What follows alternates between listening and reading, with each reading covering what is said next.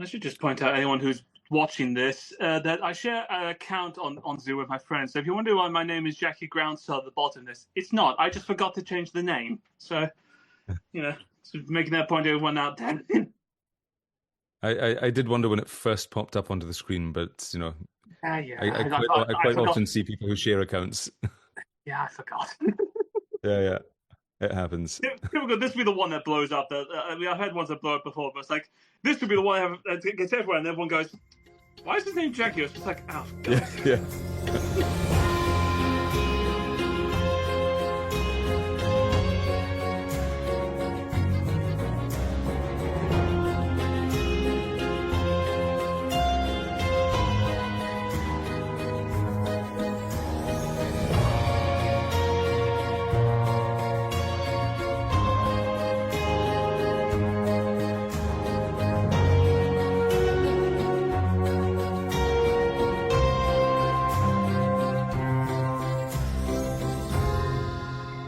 Hey guys, welcome to LOL starring Chris Smith, the best comedy show on Love to Be Radio. Why is that? It's because it's the only comedy show on Love to Be Radio. How are you all doing? Guys, I have got a very, very, very special guest. He is an actor, director, singer, multi-rounded performer. I've done so many things, but including on stage. He's done short films, long films, indie films, has done a career that most people in this world would think, my God, I wish I had his career. But one thing that I think a lot of you, and I imagine some of you who have previously listened to my show, and also are listening to this now, is that he has a particular voice and a particular role. He is the voice of the interviewer on the critically acclaimed and successful podcast series, The Amelia Project. I have here Mr. Alan Burgon. Welcome, sir. Hey, Chris. Thanks for having me. No, it's an absolute pleasure to have you here. So, I mean, like I said at the top, I mean, actor, director, performer, singer, your list of achievements is absolutely endless, but let's get the start to this as the way I had to deal with Philip and Oystein, who I had on the show before. Alan, tell me your story. My story. How did you? What was the first role? How did you start acting? Well, to be honest, when I was 2 years old, I kind of learnt the entire musical Grease off by heart. And I would sing the songs and dance the dances for my sister and her friends. So that was kind of my first soiree into performance. But I moved around a lot when I was a kid, and I kind of it kind of left me for a while. And it wasn't really until I was in high school. The only two things I ever got a commendation for in high school. One was for doing, it just said the rock band, because my band at the time played for a couple of the assemblies. And the other one was in English class, and it was for reading Inspector Gould in an Inspector Calls. So the only two commendations I ever got in school were for something performance-based. So it's safe to say you were a born performer then, no matter what.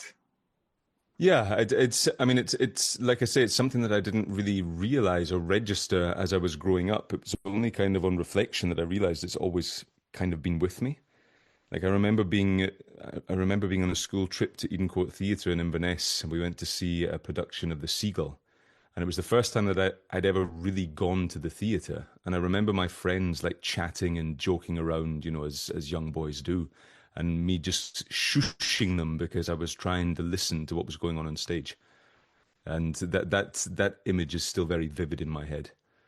But it's just always kind of been something that I've leaned towards and really enjoyed doing. So, yeah. Well, I mean, you carried on that by also studying professionally, because you studied at the Royal Conservatoire of Scotland to become a professional actor. So Yeah. you do that, then what was the first role that you fully booked where you're like, yes, this is it? Well, I was really lucky out of drama school because there's a theatre company called the Dundee Rep, which is in Dundee, funnily enough. Yeah. Really phenomenal theatre. They produce really wonderful pieces of theatre, and they got a great permanent ensemble and great guest artists that come in. And each year they have a graduate scheme program where they take on 2 graduates from drama schools around the country. And it just so happened that I fit into their repertoire for that year. And it was one that I really wanted to get. I actually phoned up the Royal Shakespeare Company when I got offered the Dundee rep, because I was still, I think anyway, in the running to play Benvolio in a production of Romeo and Juliet. No And way. yeah, and I remember phoning up the secretary and saying, it's like, so I've just been offered a year's contract at the Dundee Rep, and I really want to do it because that was my gut feeling, right? That's that I knew that I wanted to go to the Dundee Rep.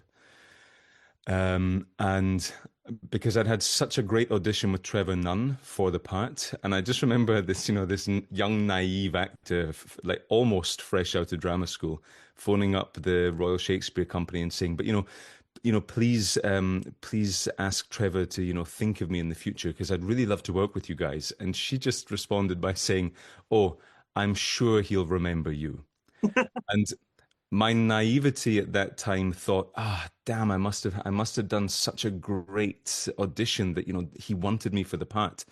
On reflecting about it, like just a few years ago, I think what probably was the case was she was just like, yeah, anyone that turns down any potential offer from the Royal Shakespeare Company is going to be remembered. Blacklisted, mate. Ah. I- But but sometimes you want that. You want to be like, yeah, I'm the one that said no to you, and it's like, yeah, you said no, so that's it. Well, I mean, he hasn't called since, so I don't think he did ever remember me. But I had a fantastic time at the Dundee Rep, and I really wouldn't change it for anything because I got to do 5 plays. I was guaranteed 5 plays within a year, and that for me held a lot more value than doing one play and hoping that something else comes after it. Because I was just out of drama school. I still felt like I needed some training. And for me, the Dundee Rep was a great place to get that additional training. I love that. And like every actor who, when they started out no matter what, you decided you wanted to do Shakespeare. Yeah, So, right. yeah, Yeah, and yeah. decide. I mean, because you have done Shakespeare in the past. Yeah. You've done a few, haven't you? I mean, any particular roles, any particular of the Bard's artwork work that you particularly liked or wish to do? Um, I mean, there are a couple that I would love to do at some point. I mean, I would love to do Macbeth at some point. I would love to play Iago. It was my audition speech for drama school. And I was actually auditioned at that time it was the RSAMD. They just recently changed to Royal Conservatoire of Scotland. At that time it was the Royal Scottish Academy of Music and Drama. And one of their ex-students, Liam Brennan, who is a phenomenal actor, I saw him perform Iago I think it was in the Lyceum in Edinburgh. And when I get into the audition room, he's on the panel. So and I know it's him. Like the second I walk in, I see him sitting there, and I'm like, oh shit, I'm about to do Iago in front of the actor who played Iago when I went to see the show. But he was lovely. He's a sweetheart of a man, and he just said to me afterwards, "I really hope you get a chance to play that part one day." So yeah, But I haven't yet. I've done a few Shakespeare's, but they were ones that well, drama school aside, they were ones that the theatre company I co-founded here produced. Yes, well, we should point out that you are based in Vienna and work there. You've done a lot of Yes. amazing work there, which I absolutely love. So, starting a theatre company, how does that turn about? I imagine that's a difficult process. Yeah, it was born out of necessity, really, because so I met my wife at drama school in Glasgow, and she is Austrian. And we were going to move to London together, but family things brought her back to Austria, and I decided, okay, you know what, let's move to Vienna for a year. You can do a bit of networking, I can absorb a bit of the culture, and it's 15 and a half years later. So things didn't quite go to plan the way that they were planned, but I just rode Yeah. the wave as it took me. And I did find work in a small, it was funded at the time, a small international theatre in Vienna. So I worked there for 2 years, but in 2012 they had their funding taken away from them. And we were doing, funnily enough, an Inspector Calls. I was playing Inspector Ghoul in that part, so the one I got the commendation for in school. And the director at the time, who's, he's like a year or two older than I am. And I was just getting ready, in front of the mirror in the bathroom. And he came in. He's like, "Are you okay?" After the news, the theater's closing. And I was like, "Yeah, I'm fine. I'm just kind of going through my head, wondering how we take it over." And he just looked at me and went, "Then we should talk." And we just started having meetings, and we set up this association, so theatre company. That was in June 2012. And the International Theatre always performed a Christmas Carol. That was kind of their big cash cow that brought the audiences in, full houses for like a month and a half. So that was our first show. And we were desperately trying to get the company established and find a venue and a rehearsal room and a cast so that we could do a Christmas Carol in less than 6 months. And I was working in the fitness studio at the time, and one of the guys there who was a client of the gym, just chatting away to him, and he said, "Oh, I have a theatre for you. Yeah, downstairs in the restaurant that my family owns is a theatre." And I just kind of brushed it off at the time. I was like, okay, a theatre underneath a cafe, it's probably this tiny shoebox thing. Yeah. But we looked and looked and looked. We went and viewed so many venues, and they were either way too expensive or, they just weren't proper theatres. So we went to the last on our list, and then it really wasn't going to work. And we were sat there having a coffee afterwards, and I was like, "But you know what? This guy did say that he maybe had a theatre. Should I give him a phone?" And people were like, "Yeah, why not? What have we got to lose?" So I phoned him up. We were able to go straight round and view the theatre. And it was this, it's not massive, but it had 125 seats. It had proper lighting rig and things. And it was really, really cheap, actually.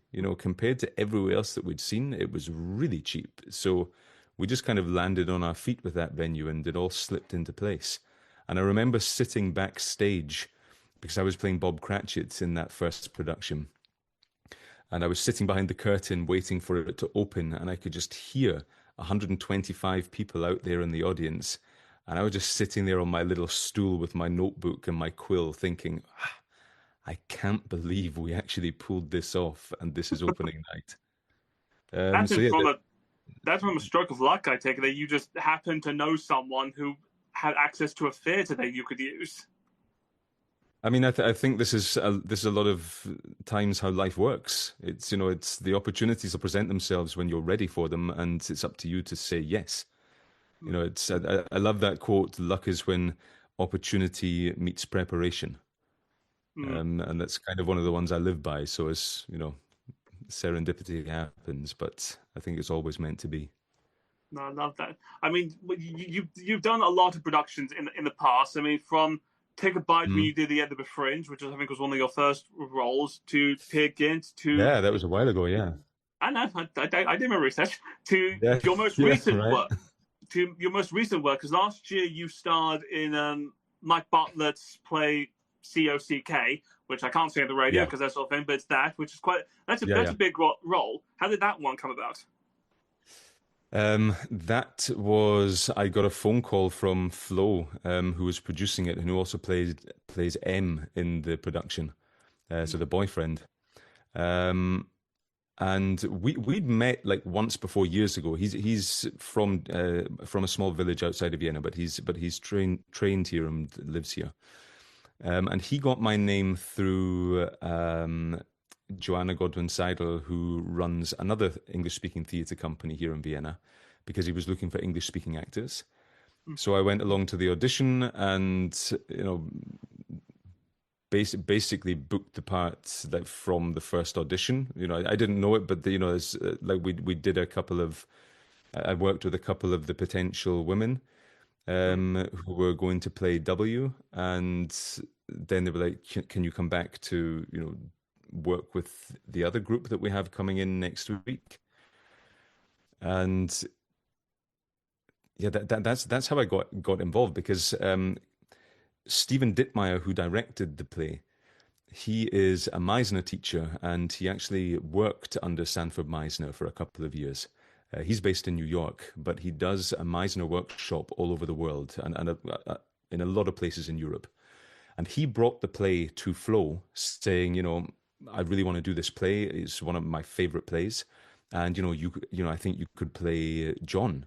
And so Flo Mm. was like, okay, great. He read through it and he read the play like 2 or 3 times, and he got back to Stephen and he was like, I love the play. I definitely want to do it. I don't understand John at all. It's like, I don't get this guy, but I really understand M. I get him 100%. So that was why they looked for a John. And I mean, John is a really fascinating character, but I get him. Well, I was going to say, because I mean, the plot. For anyone who doesn't know, I won't spoil of it, but it's the plot is very convoluted. Or in the sense, the plot of it is very difficult to sort of comprehend. As you said, John is a very interesting character to sort of get behind up and to sort of empathize and sort of deal with. Was that difficult to get into, or was it immediately like you knew John straight away? It's really interesting because I've not really had the opportunity to perform the same play with like a 1.5 year gap.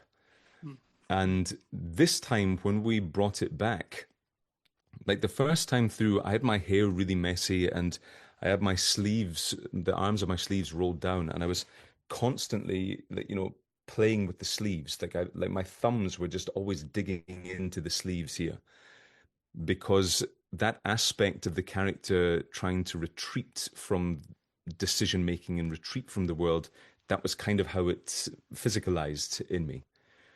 This time doing it, it's the same play, it's the same character, but John felt completely different for me this time. I was getting ready for the first dress run, and I was like, no, my hair needs to be back now. And I put my shirt on, and immediately I was like, no, I need to roll these sleeves up. It's like that's not who John is this time.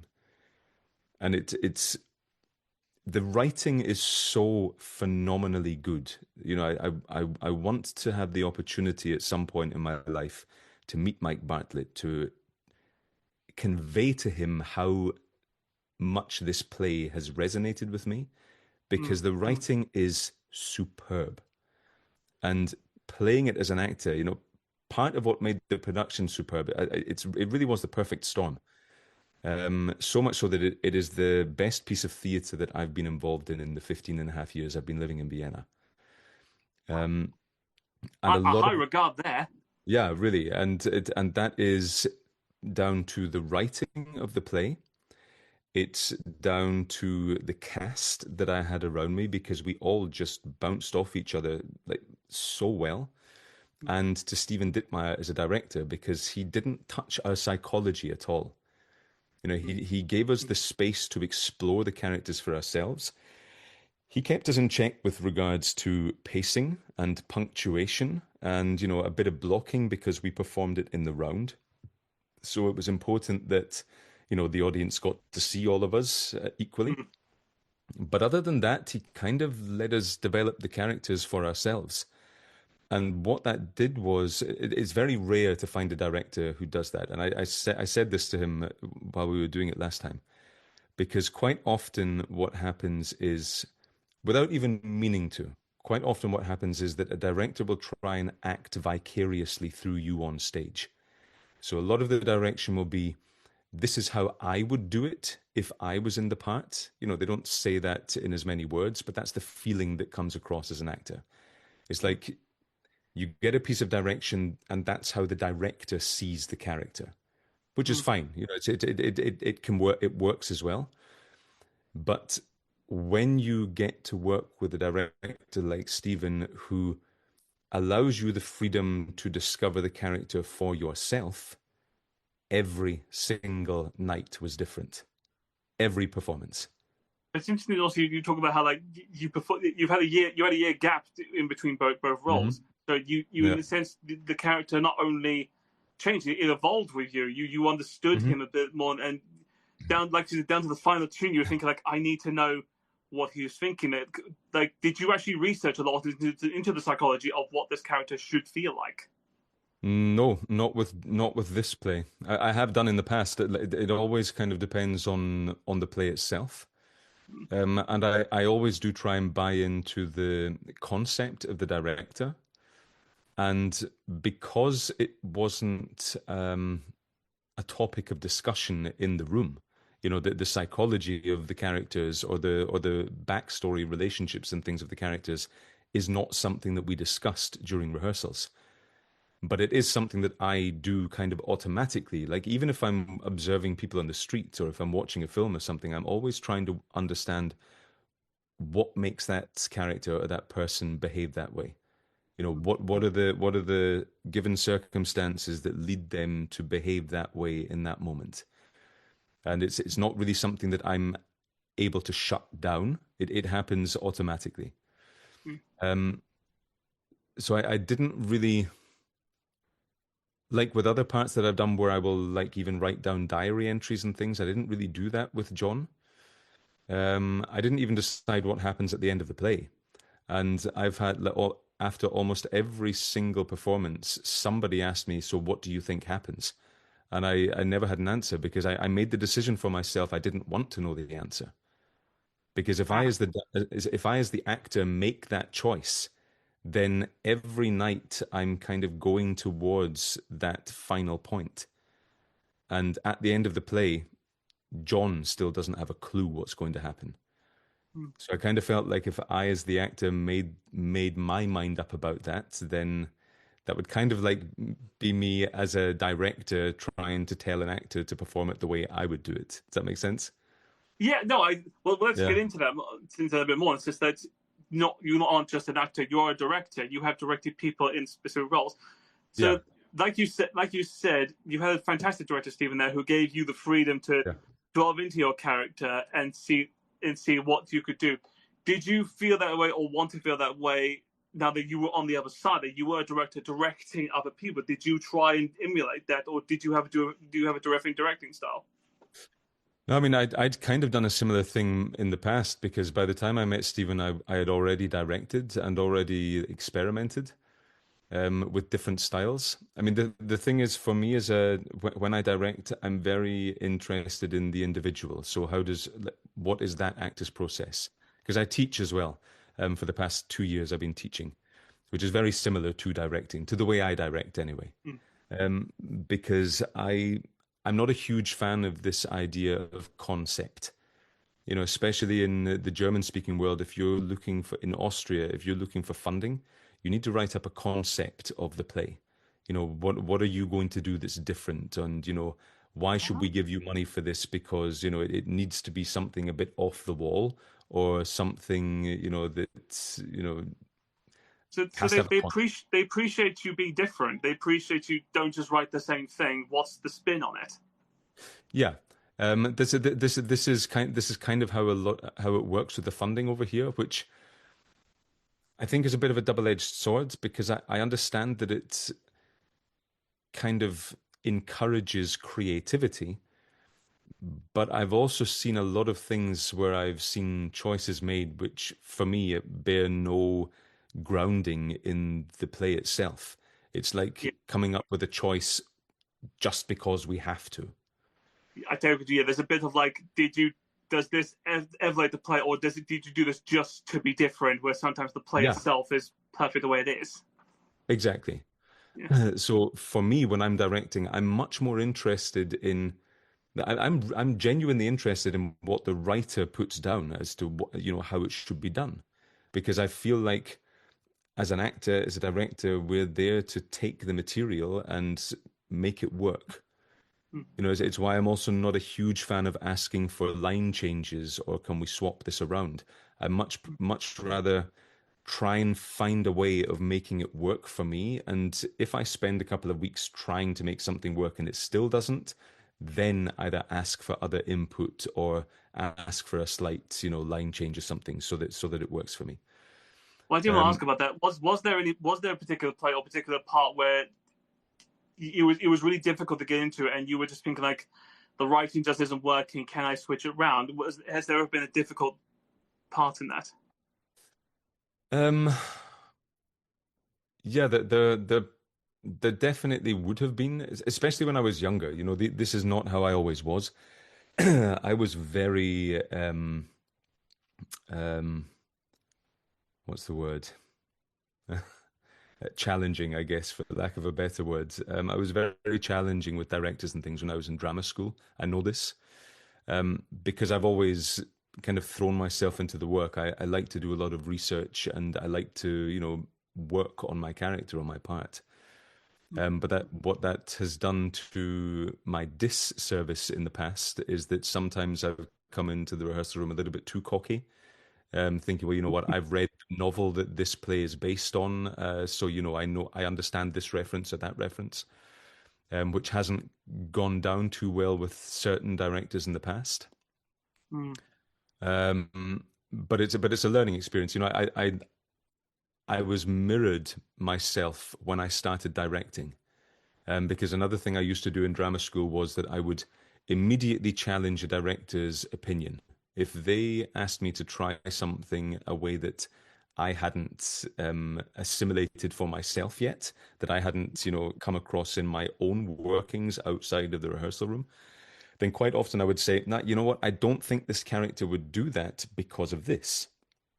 Mm. And when I was in drama school, I was thinking, it's my part, it's very important to me, which it is. As an actor, your part is the most important thing. That's what you should be focusing on. Mm. But when you start directing, then you have the whole ensemble that you need to be aware of. You have the wardrobe department, makeup, set design. You need to have this overview of the whole. And what I was met with in one production was an actor who immediately challenged the idea that I offered to him because it didn't compute with his understanding of the play. Mm. And what I saw for the very first time in my life was the people who, when I was younger, were all standing behind me, the other cast members. I now saw them behind him, and they all just dropped. Like their shoulders just sank and their heads dropped, and the energy was just stripped out of the rehearsal room. And it took about 20 minutes for that energy to get back to where it was. So just because this one actor challenged you? Yeah, just because it was a roadblock to the creative process. And this is the thing, and not just because the actor challenged me, but because the actor challenged before they gave it a go. And this is the thing. I like went outside with him afterwards and like thanked him for this personal lesson that he instructed me in, because it was me. It's exactly what I used to do. And what I realized after that point was, and this is easier to do in theater than in film, I think, because if you do it in film, it's captured and then, they use it or they don't. Yeah. You no longer have a say. But in theater rehearsals, at least, if the director asks you to do something, try it and give it 100% of your effort, because one of three things is going to happen. One, the director is going to see it and realize it doesn't work, and they're just going to say, you know what, thank you, it didn't work. Go back to doing what you were doing. Secondly, it might really work for you, and you surprise yourself, but you would never have reached that conclusion if you don't really give it your all. Or thirdly, you've given the director the respect and the rest of the room the respect of giving it a go. And if it still doesn't work for you, then you can say, look, I tried it. I just don't feel it. It doesn't work for me. You start the conversation, but you've offered the respect of giving it a go in the first place.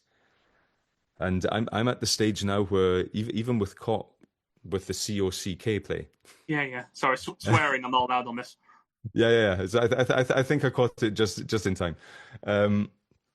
There was one. It's one of the only times that I think Stephen ever gave me, like he didn't want to give me, but it was basically a line reading because he understood something differently from the line to how I understood it. And I really didn't get what he, I understood what he meant, but I really didn't see it that way. But I was like, okay, I'm just going to give it a go. I'm just going to work with it. And it still wasn't working for me. And I was like, you know what? I'm just going to keep trying until the day before premiere and see if I can work it out, because it's only one line. And if it still doesn't work before premiere, then I'll say to the guys that, look, I've been trying for the past 2-3 weeks to get this to work for me. It doesn't. And by the time premiere came along, what I realized was it doesn't matter. It really doesn't matter. It's like, because I'd said it so many times that it could be that way, it could be the other way. And you're talking about like one line in a play that, it's one piece of the whole. And if it works for everybody else, it works. And I can't, yeah, I doing it this time, it wasn't even a thing in my head because it was so second nature. No, I love that because it shows how much you care so much about the roles in particular. Even one line kept you like worrying for 2 weeks, thinking, how do I say it right so that the audience understands it more? Where it's like it's one line, the audience might not even remember, Yeah, absolutely, yeah. And that's the thing. I think as actors, we do get very hung up on these little details, which I think is absolutely right. I think we as actors should. That's part of our job. But having the freedom to just kind of let go a little bit as well and say, you know what, it doesn't matter. It's so long as we ride the wave when it's there and we just let the creativity take us, like carry us along, then it'll all work out. Yes.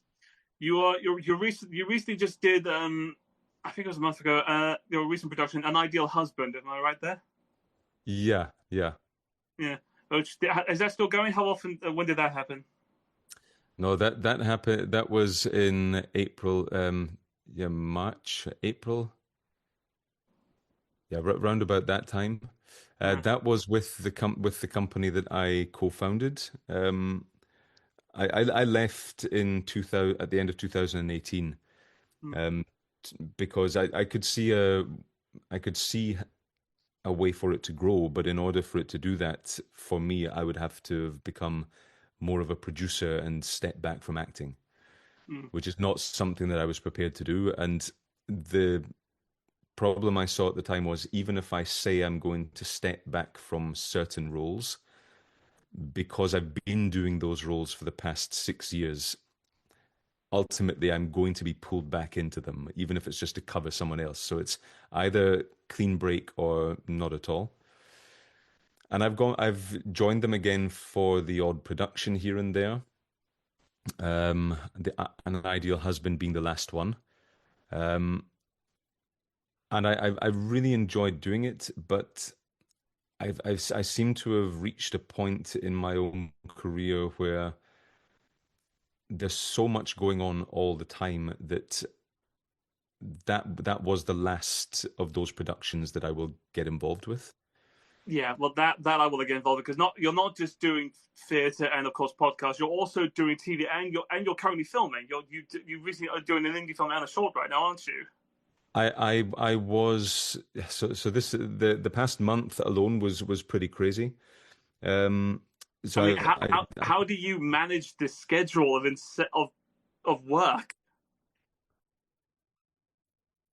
With an unbelievably supportive wife and son, shared Google calendars, and an energy that I have inherited from my mum.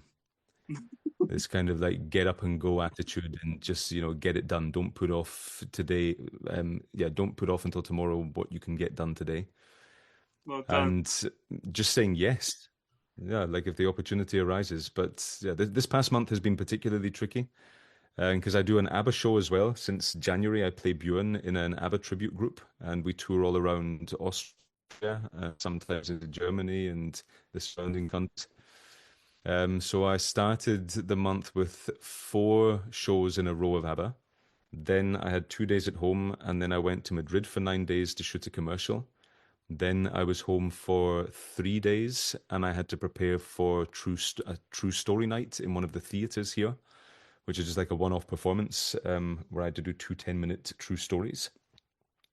The morning after that, I traveled to Salzburg to play Von Trapp in the Schloss Leopoldskron, where they filmed The Sound of Music as part of a fundraising event.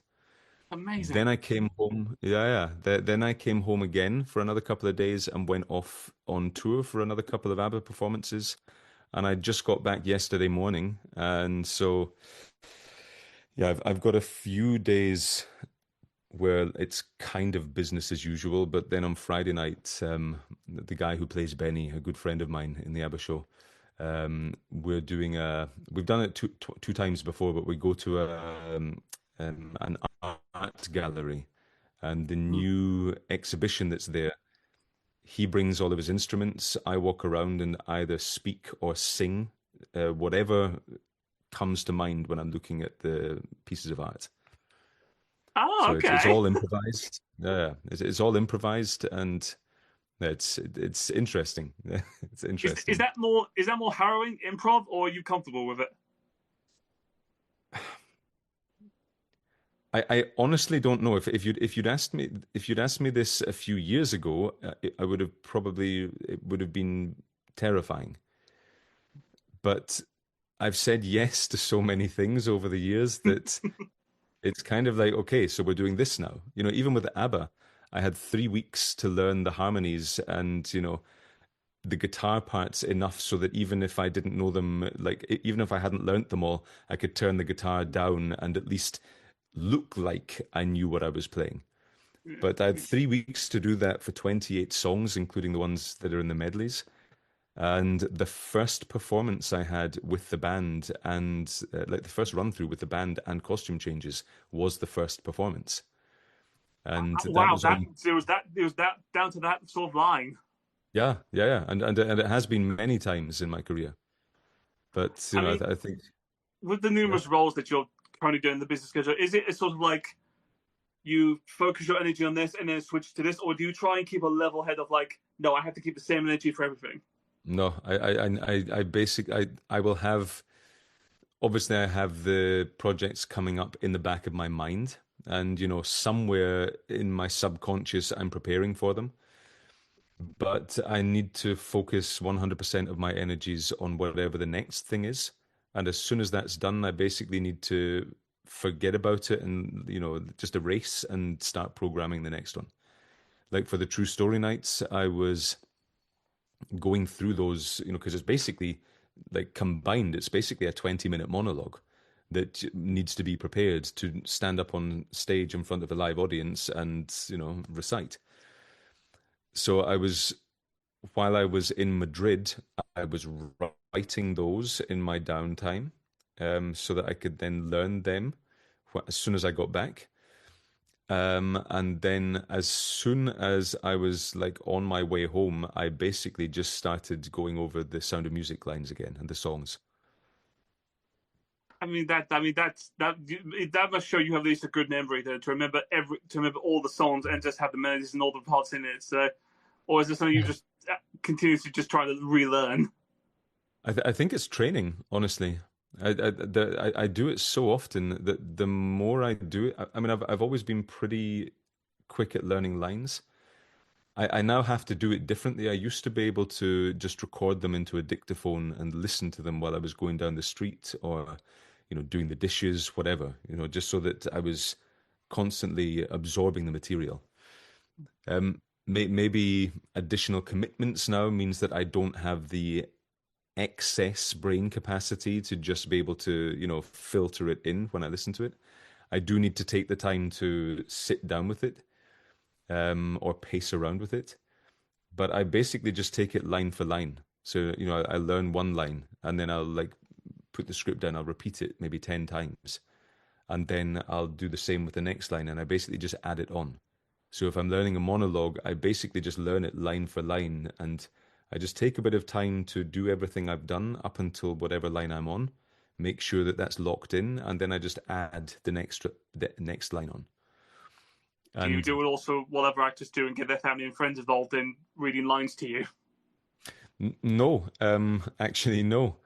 Maria, my wife, quite often, like even for An Ideal Husband, when she came to see the show, and Ricky, who took over as the chairman of the company, he was like, "So, are you going to be glad that you don't hear these lines being recited like all day long in the flat?" And he was like, "I haven't heard him go through them once. I don't know when he does it."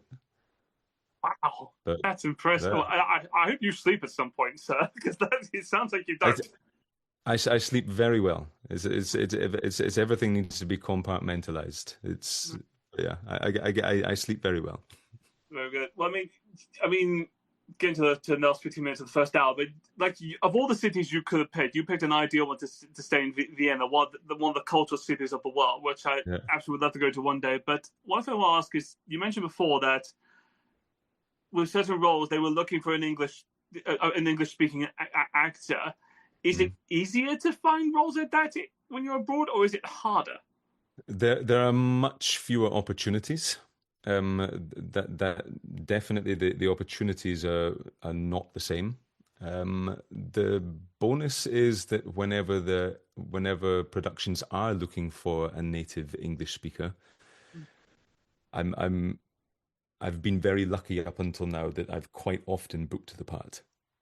Because I also imagine that they're also asking you for German roles or Austrian roles. It has happened a few times, but it doesn't happen that often. It's like, I mean, it's a bonus sometimes if I can, when they find out I can also speak German, but most of the work I get booked for is in English. Is it the assumption that people think, oh, he's not going to learn German where you lived in the area for 15 years?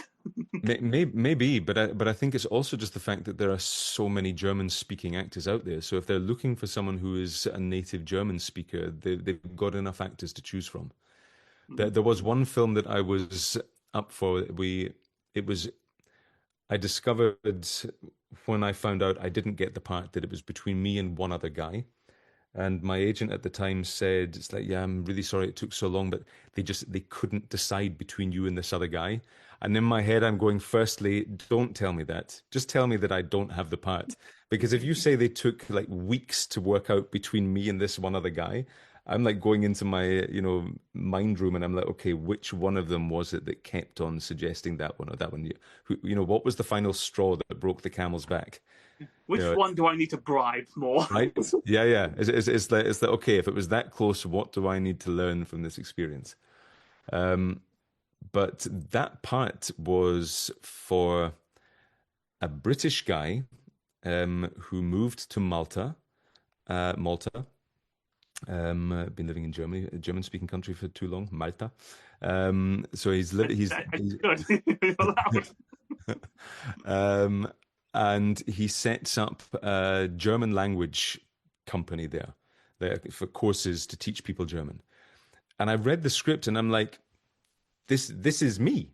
I'm a British guy who moved to a different country, and I know German. So I really kind of felt like hubris took over, and I really kind of had decided that I got the part, like just on reading the script, because it just felt like this was mine. Clearly, it wasn't. It was you. Yeah, but they actually ended up casting the part with a German actor, and I never have any problems if somebody gets a part that I was up for. That's the nature of the industry. It's you'll do 100 auditions and you'll be lucky if you get 5 jobs. But this is like one of the only times where I've been like, okay, you cast someone who is a German actor, and when he speaks English, he speaks with a German accent, and when he speaks German, he doesn't even put on a British accent very much. So in neither language did he sound 100% genuine. So that was the one where it still kind of resonates with me a little bit as well. But you've got to let these things go. But it's interesting, like you said, because I mean, like you said, acting it's a business based on rejection. It's the idea, like you said, Mm-hmm. you'll 100 roles and you'll be lucky to get one. But Yeah. in your time, is it more comforting to know to just say you haven't got the part and that's it, or have there been times where they've tried to offer feedback and you've taken it or not? I think this is also something very individual. I know a lot of colleagues who want to know why they didn't get the part, but I do also very firmly believe that everything happens for a reason and everything happens exactly the way it's supposed to. so I've never really been one who has sought out reasons for why it didn't work. Like if I've been underprepared in the past or nervous or whatever, then I know already myself. Okay, yeah, I didn't have the time to do this, or I was underprepared. But honestly, 9 times out of 10, it's just because they had a different idea in their head of how that part should be filled. And I know that they had the reasons for this other part as well. The actor that they had for it has his CV's way longer than mine in television.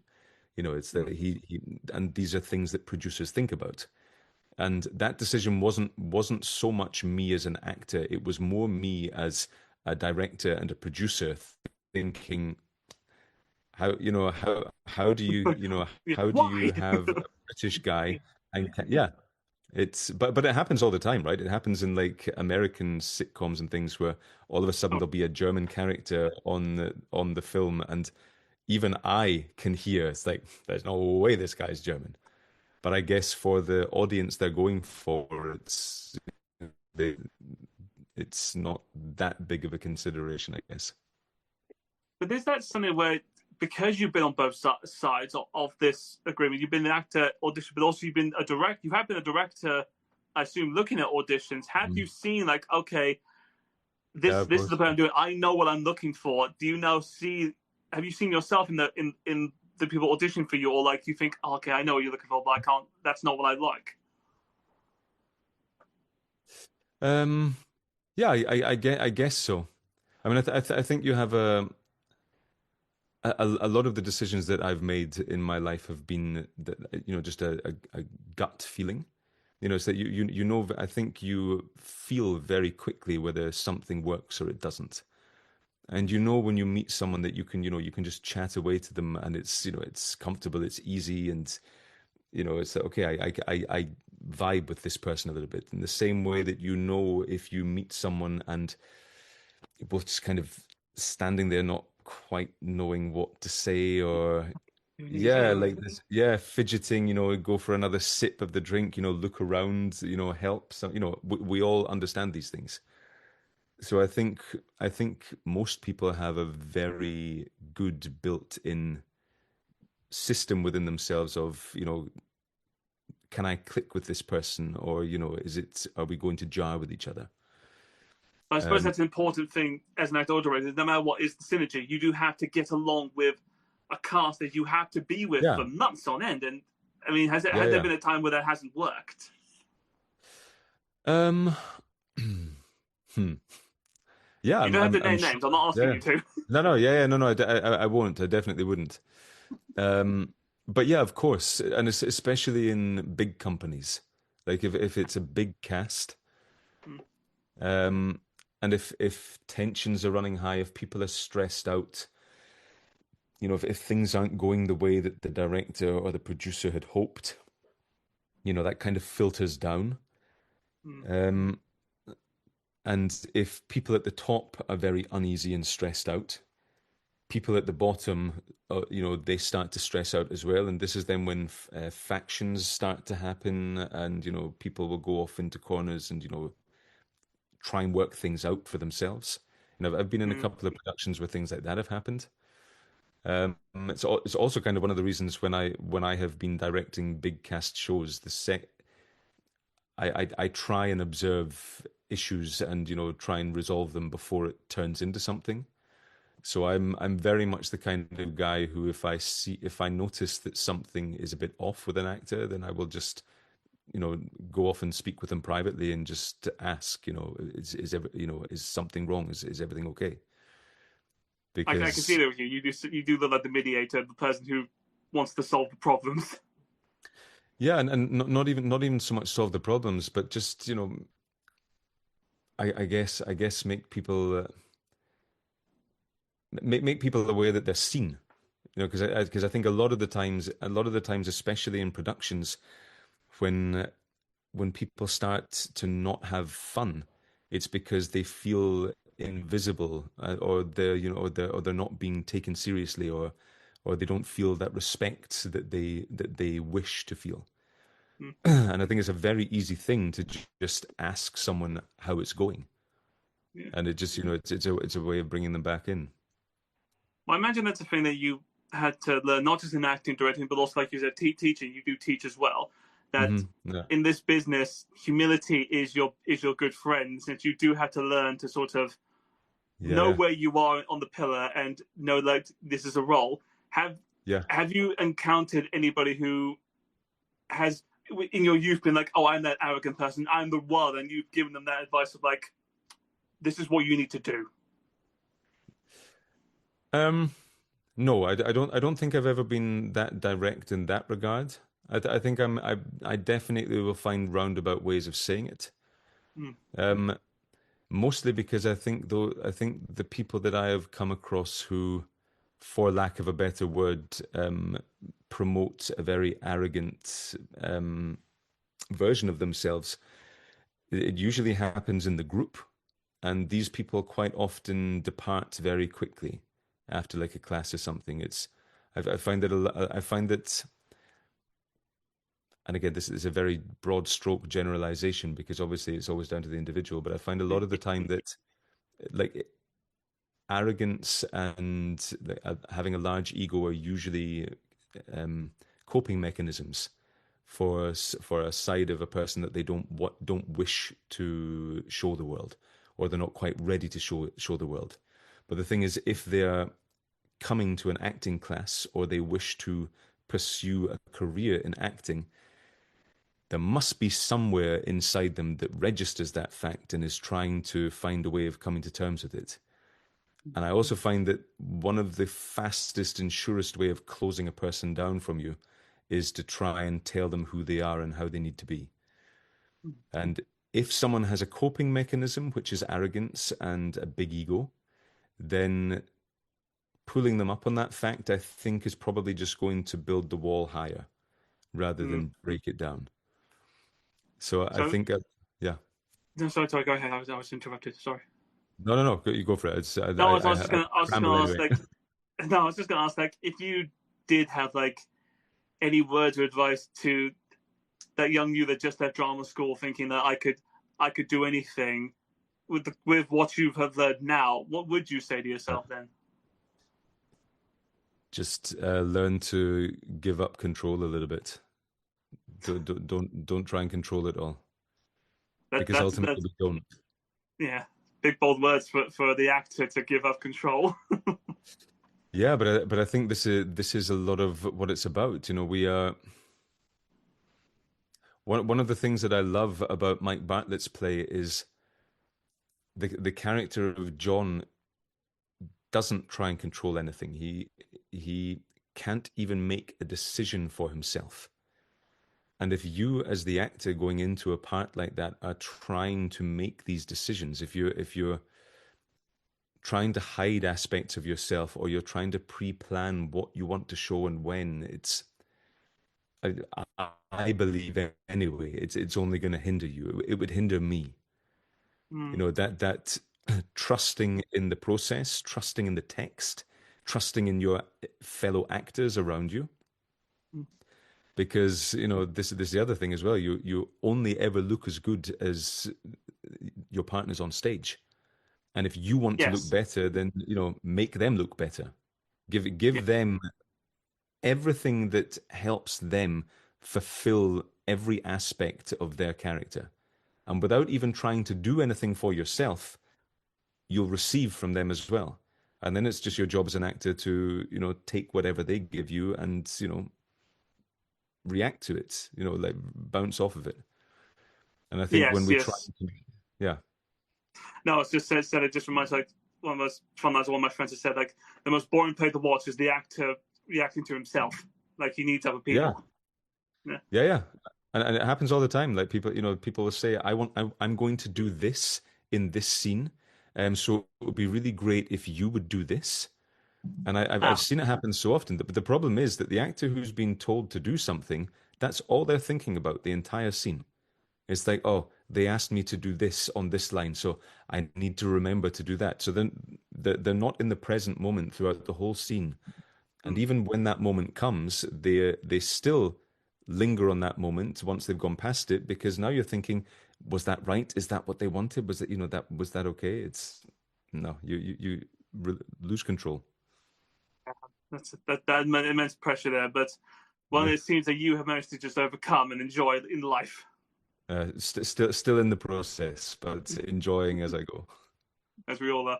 All right, we're going to go to a 5-minute ad break right now. And for anyone who's listening, we will get to what you want to talk about, which is the Amelia Project. But it's been a fun time just talking to you about acting and theatre work and directing. But we will get into the popular bit everyone wants to get. But we're going to go to an ad break now for about 5 minutes or so. So do stay tuned in for a bit, and I hope we haven't worn you out. No, not at all. That's fantastic. All right, so we'll go to an ad break, and we'll see you guys in approximately 5 minutes. Take care. Hey guys, welcome back to LOL starring Chris Smith, the best comedy show on LTB Radio. I am still joined by the lovely actor, director, producer, star of the Amelia Project, Mr. Alan Burgon. Nice to have you back. Yes, thank you. Now, let's get into what everyone wants to know, which is the bit that we've avoided. How did you get the part of Van Helsing and Dracula? You know what? Getting the part of Van Helsing and Dracula, I think, was the universe listening in to me one night when I said to my wife Maria, you know what? I'd actually, because this was after St. Kilda had come along, and I remember being told, because I try and social media as much as I can, but it's difficult to keep on top with everything. But I do remember, I think on Tumblr or something, there were people who couldn't quite believe that the voice actor in St. Kilda was the same voice actor that plays the interviewer. So I was okay. I mean, Yeah, you do put on different accents, which is yeah, absolutely, yeah. So and I just remember thinking is that I would kind of like to. I'd love to do another podcast, and I'd love to find a podcast where I get to play something that is completely different from both of those characters, like something which is completely different again. Yeah. And about a week later, I think it was, Ella Watts reached out about regarding Dracula, and yeah, for the part of Van Helsing, and I was just like, well, this would be it, wouldn't it?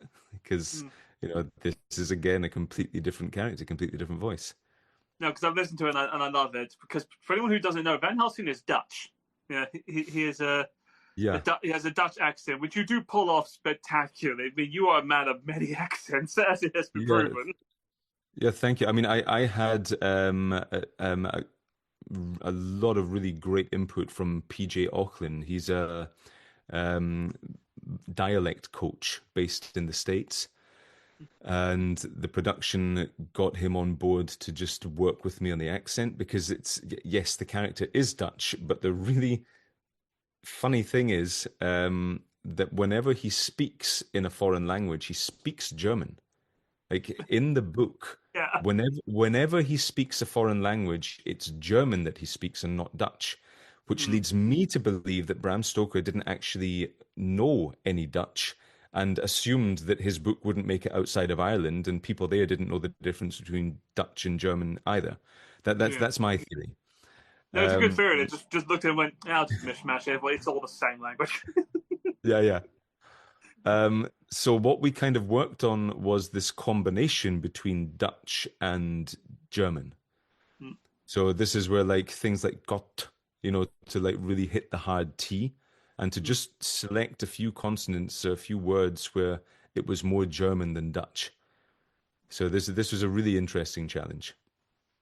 Well, I mean, we'll get into this, but yeah, you've done a lot of things of acting wise, but then moving into the world of voice work, particularly podcasts, into an area which even now it's a bit harsh, but fiction podcasts, which back then in the late 2000s weren't really much of a thing, and even now they're still kind of offhand of like, oh, this is just a little niche thing. But to fully go into that, how did you get introduced into fiction podcasts? This was when I was running the theatre company with one of the members who I was running it with was Julia Seathorne, who plays Alvina in the Amelia Project. And So Philip and Oystein, they trained together at Rose Buford Hmm. as directors, but then moved respectively to Paris and Oslo. And they had been searching for a project that they could do together whilst being in two different geographical locations. And so they decided upon audio fiction, and they asked Julia if Open House Theatre would be interested in co-producing it so that they could come to Vienna and use our pool of actors there to do basically try and do the first season. So Julia brought this up at a company meeting, and I was like, sounds great. Let's, fire the 3 episodes along that they had at the time, and I'll have a read through of them. And I'm not a very vocal reader, but I was laughing out loud like by page 3 or 4, I think. And so I read the 3 episodes, and I just thought it sounded like so much fun. So I got back to Pip and Oystein, and I was just like, you know what? We'll definitely help you produce this because it's brilliant. And I know that you don't have an actor for the interviewer yet, so here are a few samples. And I just recorded like a few different versions of the character for them, including like a Scottish one and also like a mad German professor type one. Yeah. Um, so yeah, What I mean, that's was there a character that you just sort of you read it and you were like, I've just got to play him? yeah. It just even if I wasn't going to play him, I was just like it was such a fun character, and yeah, just the I mean, Philip and Oystein are just such great writers, and it's a joy to perform their words. So like as soon as I read those episodes, I was like, yes, there's something really wonderful here, and I want to be involved in it somehow. So you get into it. You help produce and star now in the Amelia Project. First season, it is very much the simple format of in the room interviewing people. Yeah. You're just starting out the character. You're fleshing him out more or less as of what he sounds like, what he does. Was there a bit of work with Philip and Oyster in terms of like what he should sound like, or did it just leave you to it? Yeah. No. There was a lot of discussion because originally they had at least the way I remember it, maybe they remember it differently. Memory plays funny tricks on us, and we don't always remember things the same way. But in my memory, they had wanted to go for a slightly darker interviewer. So like much like sitting in the voice, a bit Oh. lower and a bit more dangerous, Hmm. which is a little bit more like how the interviewer is. That I've gone back and re-listened to the first season, just a couple of episodes, and when I do it, it's kind of like when I went and rewatched season 1 of The Simpsons when I'd got to season 24, and you hear that difference, but you hear the evolution of the character over time, Yeah. and I was like, wow, I would actually love to go back and re-record the first episodes now that I've actually found the voice, Hmm. because it takes a while for these things to kind of find each other, because because it wasn't just me finding the character, it was also, I believe, with as the character was being built, as is usually the way, I think Pip and Oystein probably started writing with a little bit more my voice in their heads, Yeah. and then at some point it just kind of converges together, and it happens.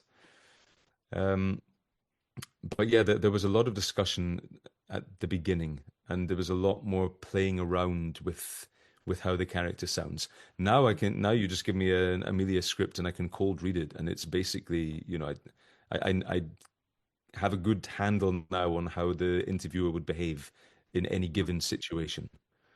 No, because one thing I do love, and if anyone hasn't listened to it, they should, which is what like the because you even put you the 5 year anniversary, and you did one of the episodes where, Yes, in a yeah. roundabout way, you were the only person in it, sort of, because you Yeah, were yeah, right. interviewed by the interview, but you could sort of Yeah. tell like just your normal voice is lovely, but then what you put on for the interviewer even now, it's sort of Mm.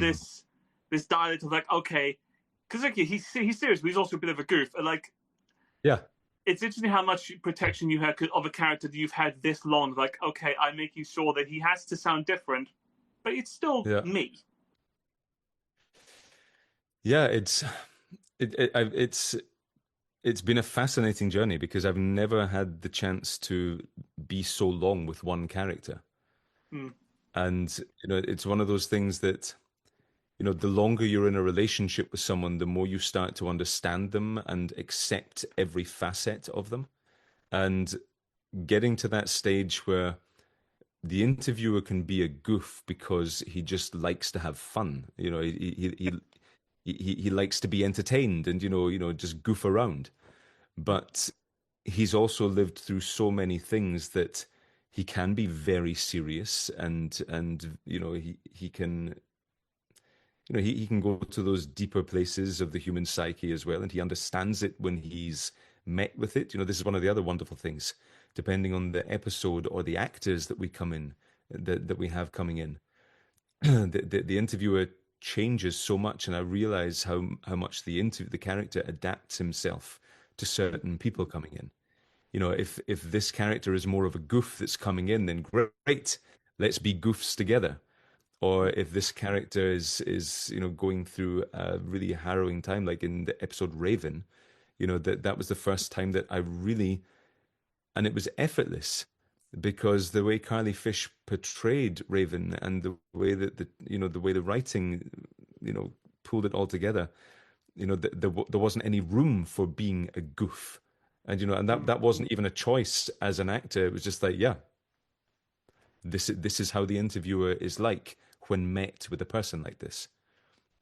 No, I love it because I remember when talking to Philip and I was saying that they said that's one of their favorite episodes, which is the Raven, because it was just a tonal shift of like season 1 was pure comedy. It was a full and bred comedy. And then season 2 onwards, you do have to get into more serious moments. You do sort of have to be like, no, this character is serious. But like you said, he's also goofy.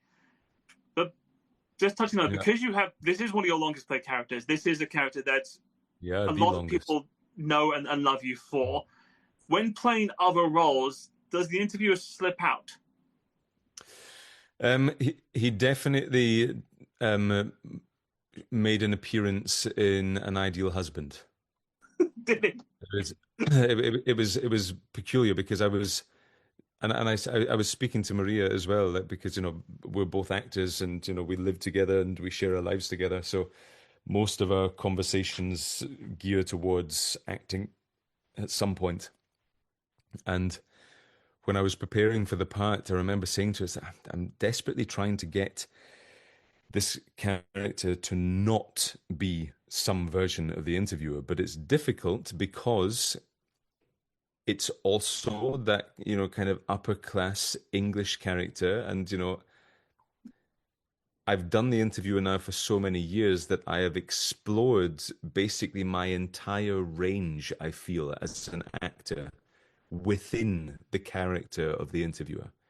So what I realized was, by trying to make God, and I can't even remember the name of the character now in An Ideal Husband. But when I was practicing for that. So Robert Chilton. That's it, Robert Chilton, genau. And when I was preparing for that part, by going out of my way to not do it like the interviewer, the character just started to become very flat, because I was limiting the range within the character so that it wouldn't be like the interviewer. So after a while, I just had to say, you know what, I just need to forget about it, and I just need to go for whatever comes out. So that character was that character was basically the way I kind of got myself around it, like got my own psyche around it, was that could have been a character that the interviewer had portrayed at some point in the past. Yeah. Well, I mean, that's something to dive into, is the Amelia Project, because I talked to this with the creators before, in the sense that what started as one concept has divulged into such an elaborate and extremely confusing, but also hilarious plot that, I mean, do you get scripts now and you read through them and you just think, what the hell? Where are you taking me now? Like, why am I here? It's just like, has there just been like absolute Yeah. confusion in your part, being like, okay, guess I'm here now, you know? I think that probably happened at the end, like maybe at the start of season 5 or like within season 4, where I was like, wow, where are we going now? But it's because I've gotten so used to it now that it's just okay, where are we going now? You just fully embrace it. Yeah, yeah. No, but one thing that they have made you do, and I touched on this on your benefit, they have made you do a lot of different accents in the past, and also say Yeah. different languages and things. I think there's one where like you had to say talking Iranian, talking ancient Welsh, Yeah. talking. You know, Yeah. you've done German, French, you've done almost every Yeah. accent and language they could do. Yeah. When you get There was yeah. when you get thrown like that, is it a challenge or is it just a breeze? No, it's definitely always a challenge. So I had to hold a telephone conversation in Farsi during a live performance Yes, at it's one of my favorite Pod episodes. UK. That was in 2019, I believe. I don't have a clue what I said. I know what the translation was, but I don't know what I said. I just had they found someone who spoke Farsi to record it for me, and I basically just listened to that recording and slowed down the recording and kind of wrote it out phonetically for myself, and I just Oh learnt it wow! phonetically. I So mean, it's you know how tough was that? it wasn't easy. Um, but it was kind of like learning a song, I guess, because Farsi is very melodic, you Hmm. know. So it was just, and I was just like, okay, on the recording, this guy is going like up to this note here with this Hmm. sound, and that's basically how I learnt it.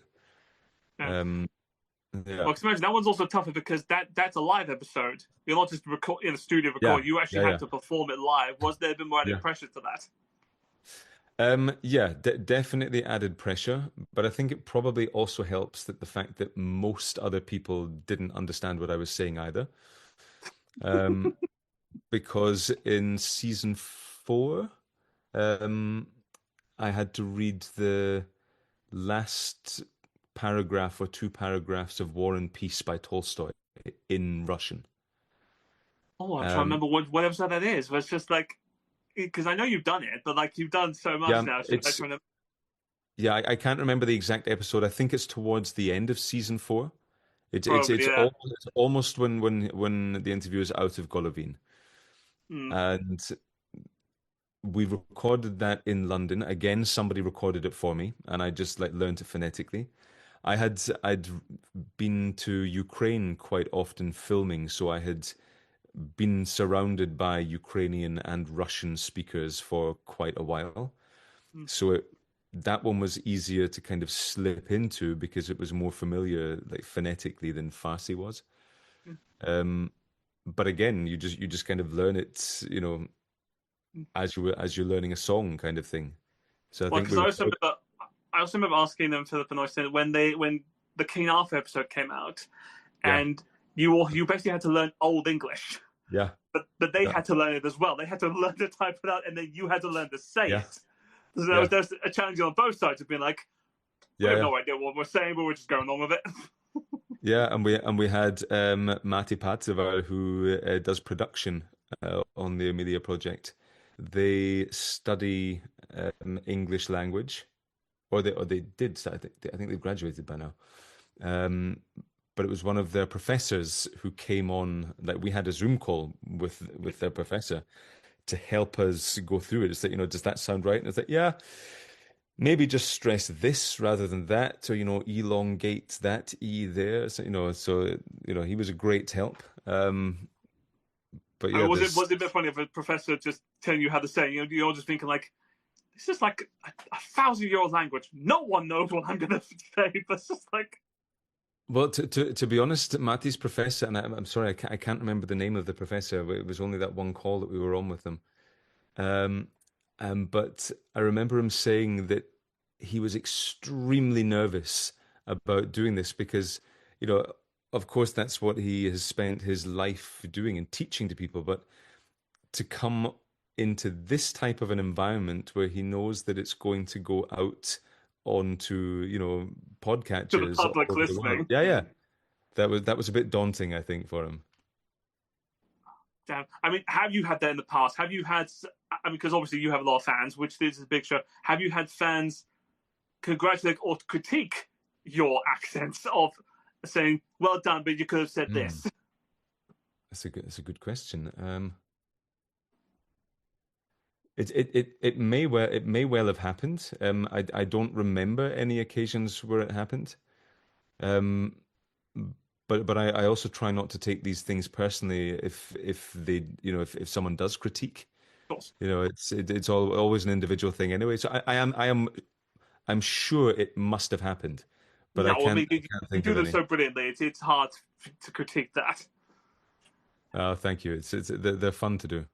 Yeah, Uh, more often than not, it's like a friend here when we did the Wicked Bible, and yes. it was the Welsh version of the voice, and I just remember Jess saying to me because Jess used to do tech for Open House Theatre, and I was doing a production with them, and she just came up to me one night and she's like, "I've got a bone to pick with you." I was like, "What?" It's like, "Welsh." And I was like, "Oh, you listened? You heard?" She's like, "Yeah, I did, but you did a good job, so it's okay." Just look up Welsh. Huh? Oh, you listened? Yeah, listen. Yeah, Oh yeah, no. yeah, yeah.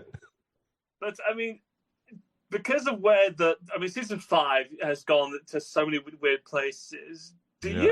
you have a say in what the interviewer says now, or do you just leave it all up to Philip and Oyster to be like, no, this is what he would feel like, just because you have played the character for so long? Yeah. No, we quite often go for, well, so we always do a few takes of each section when we're recording. The first take about a year ago, I dubbed the wakey wakey take because nobody's ever fully invested in the first take. That's kind of like the warm up one. So Oh, it's like okay. that's the wakey wakey take. Yeah, just giving up. Yeah. Yeah, yeah. And so then we do at least one clean take, which is, the words as are. And then we do a wild take, which is, improvising, just like basically doing whatever we want. So we always kind of try and get those three in the bag. But Philip and Oystein are very open to a bit of improvisation, so long as we don't change the meaning behind something, it's quite often the improvisations make their way into the episodes because it's, there's a truthfulness there with, if someone says something that catches you off guard and you react, these moments are gold. But What's the last bit of improv you did on one of the episodes where you were like, I'm surprised that got in there?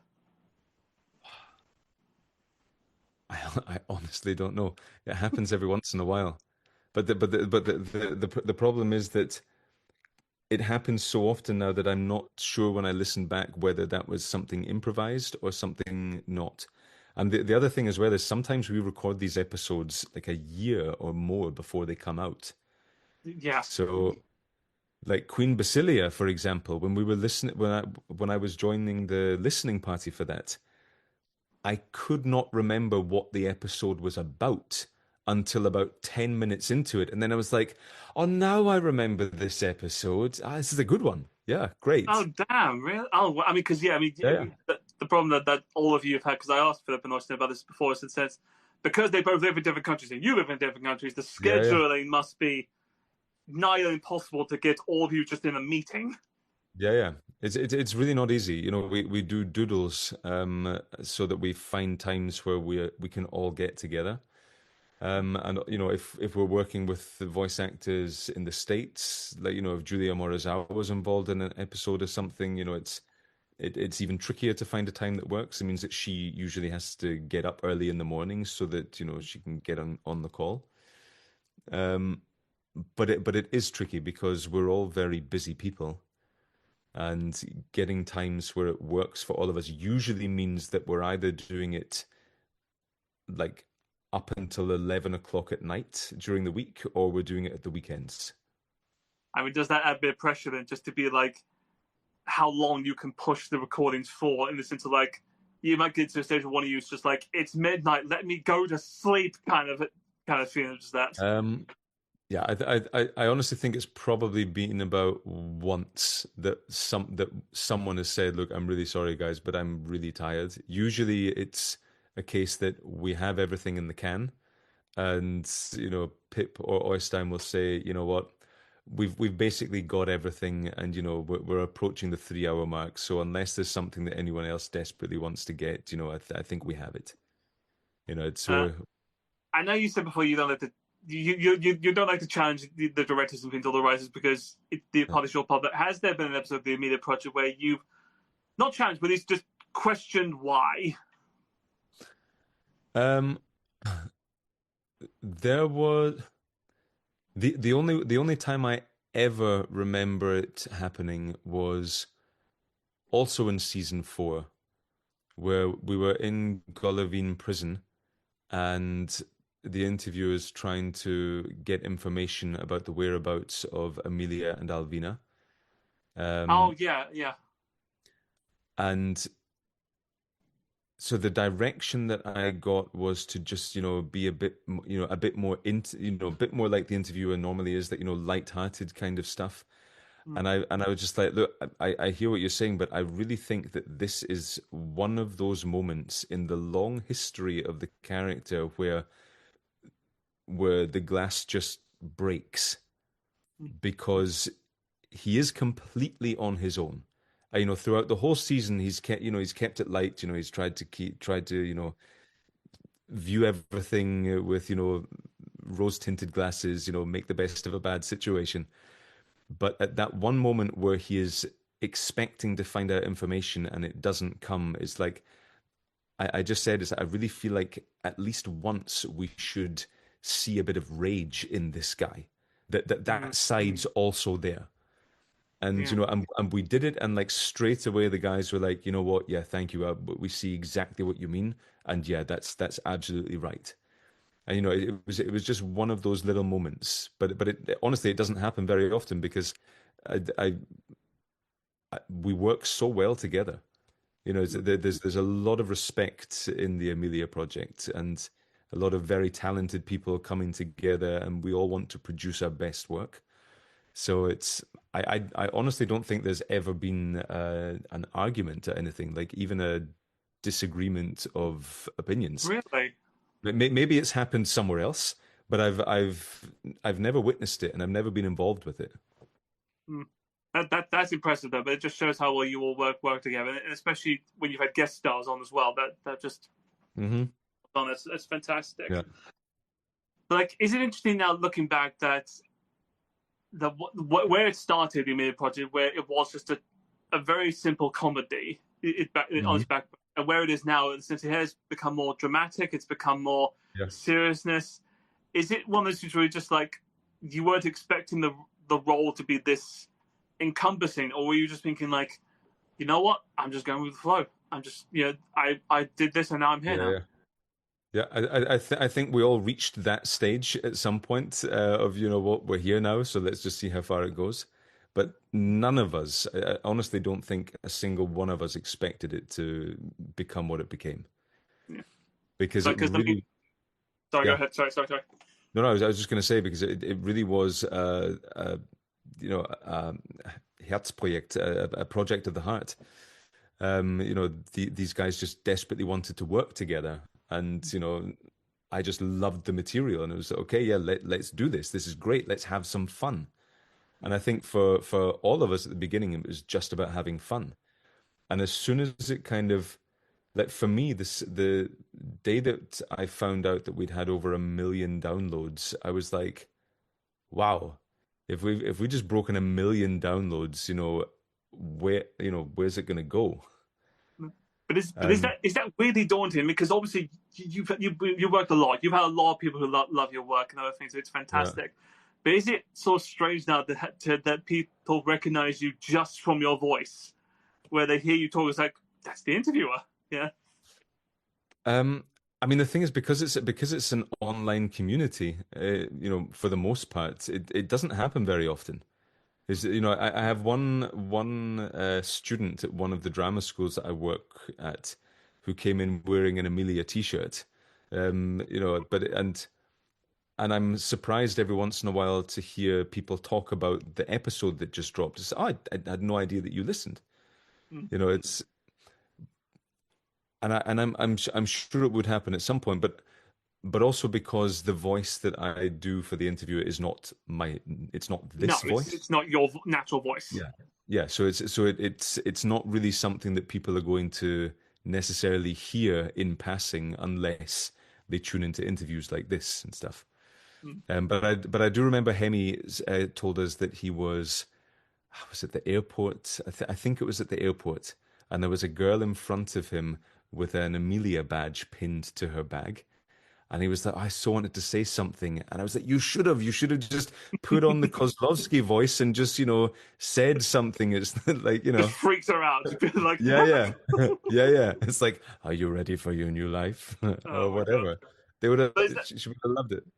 There's that thing. You always have a lot of fans. So, because I asked the others about this, do you just get sent like hot chocolate and, Maltesers now? I don't, but my address isn't on the website, so you're lucky there. Yeah. And I know that Pippa Neustein have been sent things in the past, but no, I personally have not been. Oh no, someone was going to send me some crochet that they did, but I'm not sure. Either it never reached me, or I don't know. There was a very brief discussion over Instagram at one point. They were like, "Yeah, okay, I'll send you some crochet." I was like, "Okay, sounds great." No, but I love that because I don't think it ever reached me. No, but I love because the community of this show, me being one of them, is fantastic and blood. Because there's also a lot of fan art out there of the interviewer. Is it surprising to draw the way they see the interviewer? And do you actually have an image of the interviewer in your head? I do now from all of the fan art, yeah. But no, that was surreal. I mean, I've gotten more used to it now, but I still find it a very surreal thing to see fan art come out of the character. Also because, it very quickly became apparent that they were using pictures of me from social media and things as the basis. Yeah, so they're basing it on you. Yeah, right. Which doesn't happen all the time, but it's like whenever something comes out that looks very similar to me, I'm just like, this is wild. But it's so funny because I do feel a lot of the time that the fans know more about the show than I do. It's like there's quite often, people will be full of facts about the shows, and I'm just like, what episode is that from? Where was that? Because we've done almost 100 episodes now, and more if you include all of the bonus episodes. I think it was maybe about a year or so ago. I was really embarrassed because I was like, I should know this. But I went to Philip and Oystein and I was like, look, did I miss something in one of the earlier episodes? Like, is there a reason why on the fan art the interviewer has 2 different colored eyes? And they were like, no, it's just it just like someone at some point drew him that way, and now it's like so many drawings there. It's like, okay, because I thought that this is some piece of information that I should be aware of. It's like this one's blue, this one's brown. But yes, monochromatic eyes. Yes. Yeah. I mean, because also with a lot of fans is that you're also in a 3-piece suit, you're with a bow tie, and that you are pretty much a proper English gentleman of that sort of caliber who, for some reason, also enjoys Cocoa and Maltesers. Right. Yeah. But I mean, has it then differed the way then? Because you've also performed him live. You did it at the audio shows with Tom Crowley, which was that Iranian episode. But you've also done the theatre ship as well. Was that more daunting to perform him live? Yeah, at the theatre ship, it was a bit easier. The first couple of times, it's a bit strange because what I love about audio is that it doesn't matter what you look like. Yeah. And I mean, one of the things that tickled me the most when we were getting ready to launch the Amelia Project was that, we'd met in May of 2017 and we recorded everything in Vienna. And then the guys went off, and Frederick S. Baden was doing all of the sound design at that point. And so he had been listening to our words on repeat for months. And we get to Oslo, we're there at the theater where we're having the launch party, and Øystein's like, "Oh, and by the way, Freddie, this is Alan." And he's like, "Oh, hey, nice to meet you." He's like, "Wait, Alan?" And it's like, "Yeah." It's like, "Oh my God, I thought that you'd be in like your 40s and, like be like completely different." And I was just like, "Yeah, great." Because it's the audio, it doesn't matter what you look like, it's only the voice. So for me, when we do Amelia live, it's different now because I think most of the listeners, if not all of the regular listeners, I'm sure know what we all look like. Yeah. But especially at the beginning when people didn't necessarily know what we look like. And if I'm completely clean shaven, I look quite young. And I know that that's what a lot of the people weren't expecting to see on stage when we first got up there. Oh, really? Yeah, so that was very much in the back of my head. You kind of need to just let go of it, I and mean, just do justice to the part. But I watched clips of it just as much as I could. But was it also a bit daunting or annoying just to be like, "Oh, I've got to dress up for this now. I've got to actually look good for this audio thing I'm doing now." I mean that was more normal for me, really, because coming from theater. Yeah. Um, in the theater ship, it was just the fact that it was so unbelievably hot and stuffy in there. Oh, really? It was, yeah, yeah. It was the end of the summer, or it was still summer. But it was hot anyway, and there's no real air conditioning, and we were in full costume, and I'd brought the tweed trousers and boots and things, Oh and my we God, had you wore tweed in August. yeah, right. It's because that was the only kind of interviewery thing I had. So I was like, okay, I'll bring that. But I was sweat. We were sweating buckets. It was crazy. We had one show. I think it was 2 or 2:30. Now I'm kind of glad I didn't go because I would Yeah. have thought the smell would have been like, oh. No, so there was a fan at the door where the audience was blowing from the door towards the stage. So I think they were fine. Well, we should also point out that the most recent episode dropped. You're actually going to a listening party after this. We won't go into spoilers and everything because we've also just established a lot. But I mean, just like pure curiosity, how much? Because the most recent episode is about you, about the interview, main Moped Arthur. Yeah. Yes. How much of it do you actually remember recording? Well, I listened to it last week, so but I don't remember where we recorded it. Oh no, yeah, no, that was here in Vienna. Yeah, we recorded that one here, I think, in Vienna. But to be honest, I was more just thinking about the accent because this is the origin story, and for those who have been listening, it's common knowledge now anyway because it's been shared around social media so much that the interviewer goes through different voices on the journey back in time. Often with that kind of typical interviewer voice, because it was also that thing of to maintain that link to the actual character, and the device was written as such that the interviewer telling Alvina the stories in Montmartre Cemetery was that sometimes he would slip into the voice, sometimes he would tell the stories in his own voice. So it's we covered all the bases there. Well, I love it for the also because it's important. It is basically how you and Kozlowski meet. Yeah, and it was great. I loved the episode, and it was a lot of fun to do, and also because of the accent that I got to do in it, that was also close to me. Has it happened where a lot of it you remember each session, or is it just kind of do a lot of them just blend together in terms of multiple sessions all at once? A lot of it blends together. I remember moments that kind of stick with me. I have like kind of snapshots in my head, but it is also that thing of because I do so many other things in my life that it's there's not really space for everything that I do in my head to stay present with me all the time.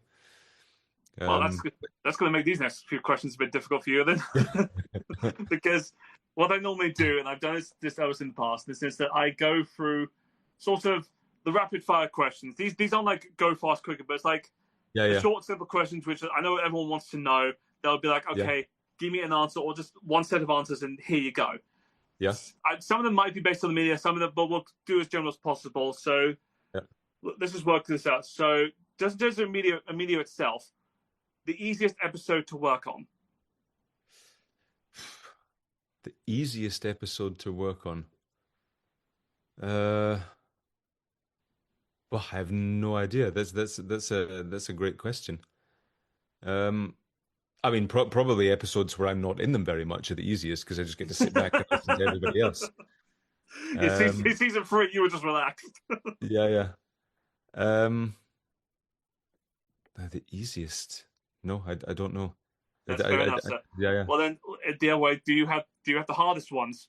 Do you have what episodes that were just a pain in the butt to do?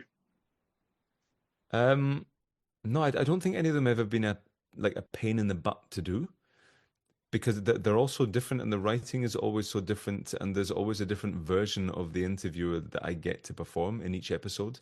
You know, whether it's just there hasn't been a monologue or a dialogue where you've had to repeat it constantly. I mean, the most challenging would definitely have been learning the Farsi and the Russian. You know, these were, or maybe things like Tomogutsen, where we had to, you know, where I had to be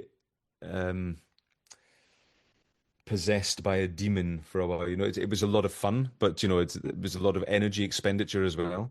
So maybe something like that, like physically challenging. Fair enough. Okay, then let's say what has been in all the roles. What's the easiest role you've played? In Amelia, or just in general? In general, we'll do general.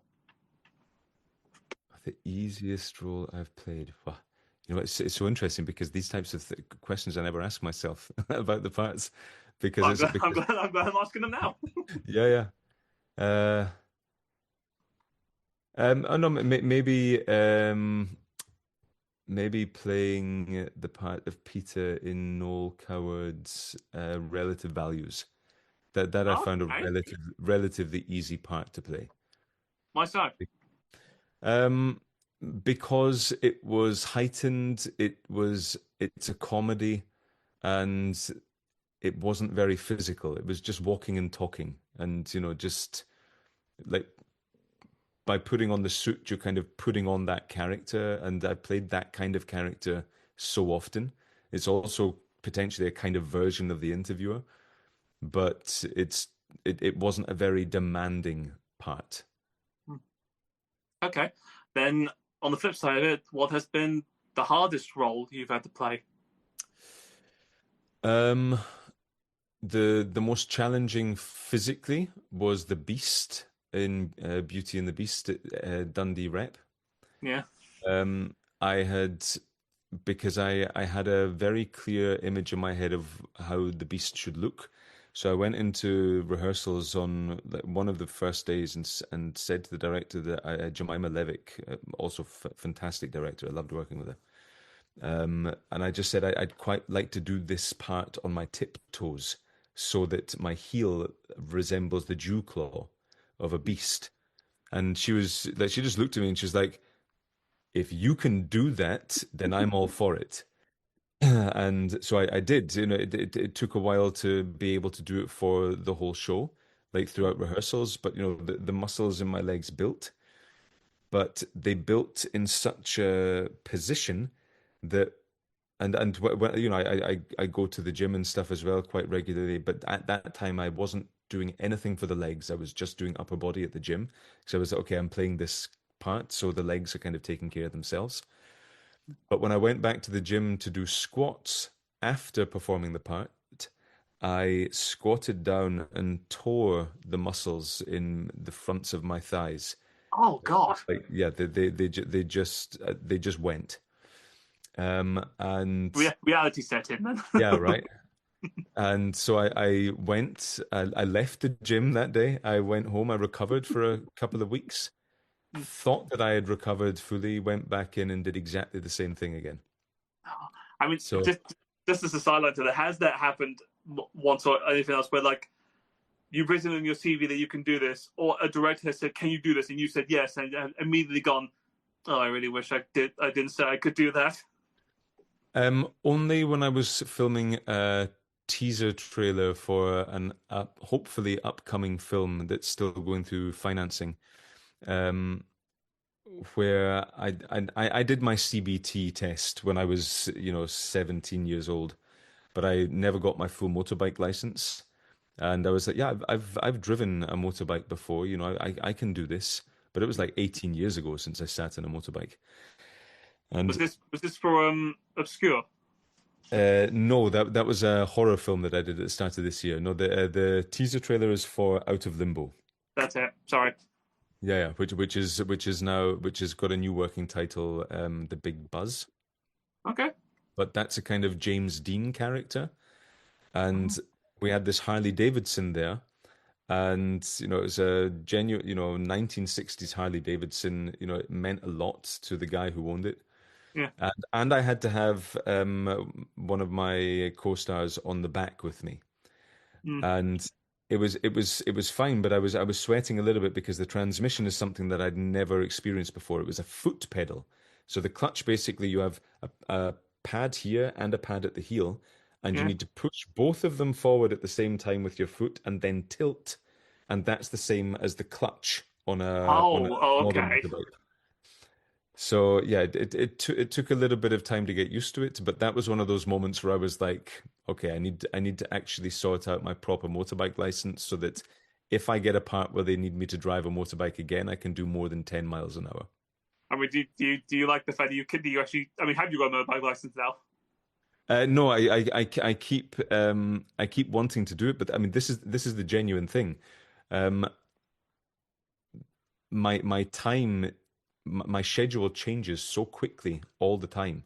Like for Oh, example, I've been trying to learn sword fighting properly for a few years now, and wow. I finally thought that I had the time to do it, and I went to do a taster session about 2 months ago. And it was like, okay, this is great. I'm gonna do it. I said to the guys that, okay, Friday morning's brilliant because, I'm usually here on a Friday morning. And, I was like, okay, send me the details. I'm gonna sign up. That was, I think, 8 Fridays ago, and I have not been in Vienna available for any of them. I mean, So why sword fighting? Is that for a role, or is that just a genuine thing you want no, to do? also just to have on my CV. It's some like there are certain things that I would like to have on my CV because especially the way casting works nowadays, if they're casting for something and they go onto the platforms, that my wife is also a casting director, Hmm.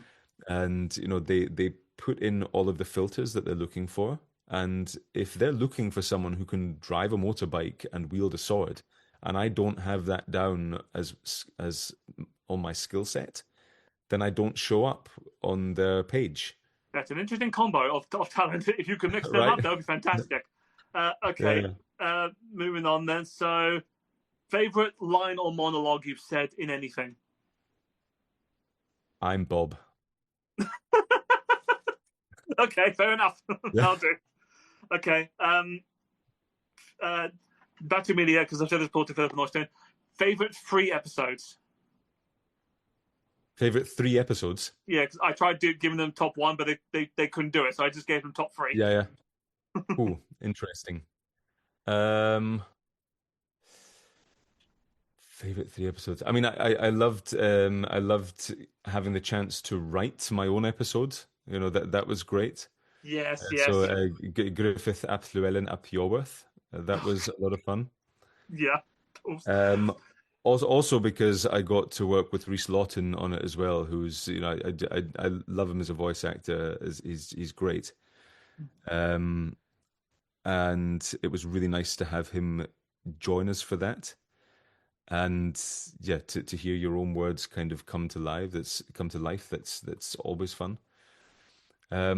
I've kind of loved everything to do with season 5, to be honest. This whole journey that we've gone on. because there have Yeah. been so many different versions of the character that I've got to do. But I also loved the episode Amelia, where we kind of go to Plum Manor for the first time. There was just something about that episode that, when we discovered what it was like, or when I discovered what it was like for the interviewer and Kozlowski to truly mourn for someone, Mm. that also gave me a deeper, like it allowed me to explore a different aspect to the character. Yeah. So I think all of these moments where it's, a surprising turn for the character, these things I love. Now, well, I'll give you my top three as well, just to play ball unfair. Because a lot of these are season 5, because they, like you said, they keep jumping up and moving around a lot. I mean, top three for me right now is the one where you did with the RAC, the Royal Shakespeare Company, just because of the dialogue in it that you have done, which is fantastic. I keep trying to quote you all the time in it. Second one would be Aeschylus, just the one where you had the choir, which I was told, by the way, was tough to do because you had to redo that entire episode. Yeah. Which was, but it's just funny. It's just funny to just hear the chorus go, "Behold!" It's just like, okay. Yeah, right. And another one, Jack, because of the certain character in it that I am a long-term fan of that you have also played. But also but just as a final, best thing out that I like there is season 4 Curtain, where it's just between the interview and Alvina just chatting, and it is sort of that moment, just like the interviewing genuine emotion, which I absolutely love. Yeah, that was also one of those moments for me where again the character hit slightly differently. Yes. Also, for some reason, you mentioned that you don't like blue Smarties. Just randomly in there. Yeah, but you see, these are the facts that listeners know that I don't, because a lot of the time that for me is it's that if someone reminds me, it's that but it's not something I remember about the character very much. Again, it's just like okay, I guess that's a thing I have to add to it now. It's great though. Okay, last two then. So, if you have one, a favorite podcast other than Amelia? Midnight Burger. Oh yes, fantastic. No, because I interviewed Joe Fisher on this. He's a lovely man. Yes. Yeah. Joe's great, and it's that's in the collab that you guys did with him was fantastic.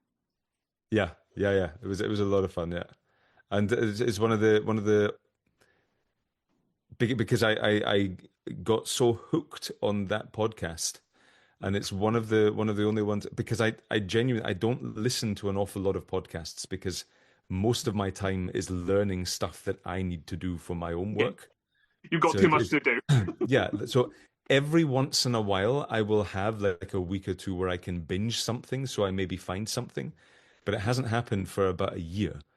But Midnight Burger, I binged, and I was just like, wow, I love this podcast so much. And I started to just like tweet a little bit about it. Sorry, X, but it will always be a tweet for me. Yes, same thing. Yeah. Right? And then that was when Joe reached out one time, like over, I think it was still Twitter at that time. And he reached out and he's just like, hey, we've got this part coming up, would you be interested in playing it? So, the last Scotsman in the universe. And I was like, I love it. Hell yes, I would. It's like, this is now surreal. It's like, because this is like, I'm a fan of this show, and now you're getting in touch with me to ask if I want to be on the show. It's like, yes, I do. A dream role to play the last Scotsman in the universe. Yeah, right? It's so much fun. It's great. I love it. And last quick one, favorite accent that you'd love to do?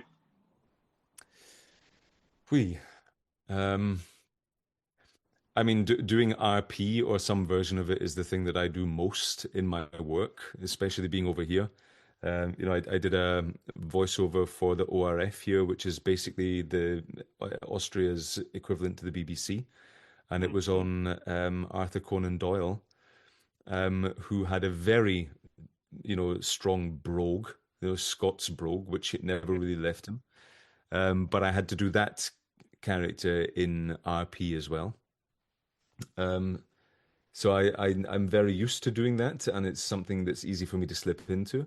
I do enjoy doing Dutch. I don't get an awful lot of opportunity to do it, but because it took so long to work out all of the kinks, that's what I enjoy doing. Great. Well, with a fantastic time. We're coming up to the end of our 2 hours. I mean, Alan, it has been an absolute joy and a pleasure to have you on the show. It's fantastic.